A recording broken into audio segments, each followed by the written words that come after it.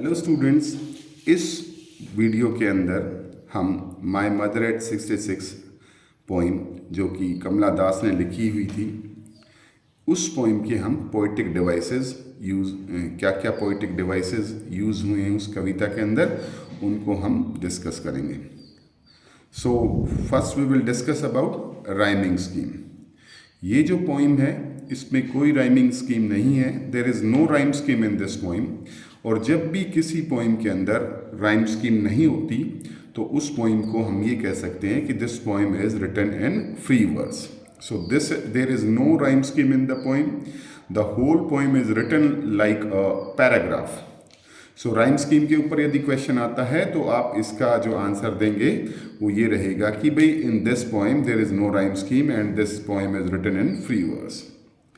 The second poetic device which is used in this poem is simile. Simile क्या होता है? Clear comparison between two or more things. यदि बिल्कुल साफ comparison दिखा रखा है दो या दो से ज़्यादा चीज़ों के बीच में, और सिमली की जैसे कि हम बहुत बार डिस्कस कर चुके हैं, सिमली की जो पहचान होती है वो लाइक शब्द मिलेगा, एज मिलेगा, एज मिलेगा। सो सिमली की ये डेफिनेशन होगी। अब इस कविता के अंदर कहाँ कहाँ पर सिमली यूज़ की गई है, कई बार जो हमारे जो एग्ज़ाम्स वगैरह में स्पेशली क्वेश्चन आता है पोएटिक डिवाइसेस के ऊपर, कोई लाइन दे देंगे आपको कि और ये पूछेंगे भाई which poetic device is used in this poem. So यहाँ पर सिमली किन किन लाइनों में हुआ है।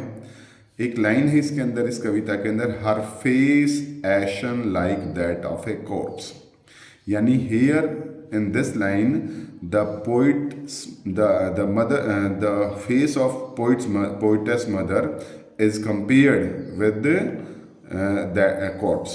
यानी यहाँ पर जो पोइम जो कमला दास ने अपनी माँ के चेहरे की तुलना किसके साथ की है?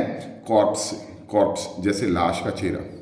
और सेकंड जो सिमली का कहाँ पे यूज़ हुआ है, एक लाइन आई है, wan pale as a late winter's moon. और फिर एक बार फिर इस कविता के अंदर कमला दास ने अपनी माँ का जो चेहरा है वो कंपेयर किया है बिल्कुल वॉन और पेल रंग के साथ लेट विंटर मून की तरह। यानी अपनी कमला दास ने अपनी माँ के चेहरे को बिल्कुल किसके साथ कंपेयर किया है? जैसे भाई चंद्रमा, जो सर्दी का जो लेट रात का जो चंद्रमा होता है उसके साथ कंपेयर किया गया है।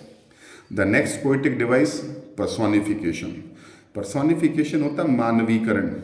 जब हम किसी नॉन लिविंग थिंग्स को, नॉन ह्यूमन थिंग्स को, उसके अंदर यदि हम ह्यूमन कैरेक्टरिस्टिक्स यानी सजीव व्यक्ति जैसी, सजीव मनुष्य जैसी उसके अंदर यदि क्वालिटीज़ डाल देते हैं तो उस कविता के उस लाइन के अंदर पर्सोनिफिकेशन होता है। यहाँ पर ट्रीज़ को स्प्रिंट करता हुआ दिखाया गया है।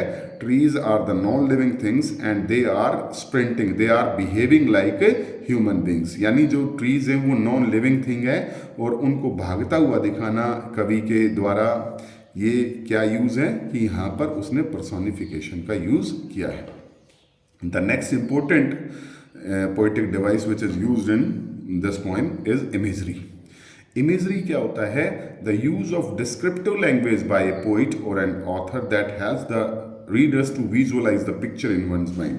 जो कवि जो लोग होते हैं, जो लेखक जो लोग होते हैं, वो अपने शब्दों के माध्यम से रीडर, पाठक के दिमाग पर ऐसा चित्र सा प्रस्तुत कर देते हैं कि जैसे कि वो कार्य उनकी आंखों के सामने हो रहा है। सो यहाँ पर भी जो लेखिका है उसने बहुत अच्छे तरीके से शब्दों के माध्यम से हमारे पाठकों के जहन पर, पाठकों के दिमाग पर एक चित्र सा प्रस्तुत कर दिया है अपनी एक लाइन के माध्यम से।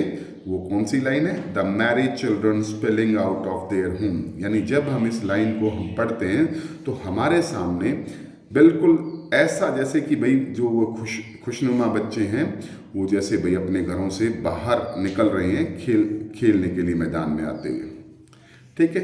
The next poetic device is repetition. Repetition क्या होता है? जब हम वर्ड्स या फ्रेजेस को एम्फेसिस के लिए भाई रिपीट करते हैं, that poetic device is called repetition. तो यहाँ पर इन दो लाइनों में all I did was smile and smile and smile.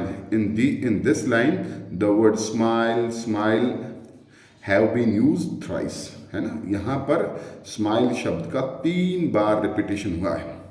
Next जो इसी पोएटिक डिवाइस का कहाँ पे यूज हुआ है, एक लाइन है thought away thought away. So these are the use of repetition in the poem. Enjambment हम कई बार पिछली वीडियोस में भी डिस्कस कर चुके हैं। ये जो पूरी पोइम है वो एक सेंटेंस की तरह, एक पूरे पैराग्राफ की तरह लिखी गई है without any punctuation mark. So this poetic device is called enjambment. पूरी पोइम के अंदर एंजेममेंट भी यूज हुआ है।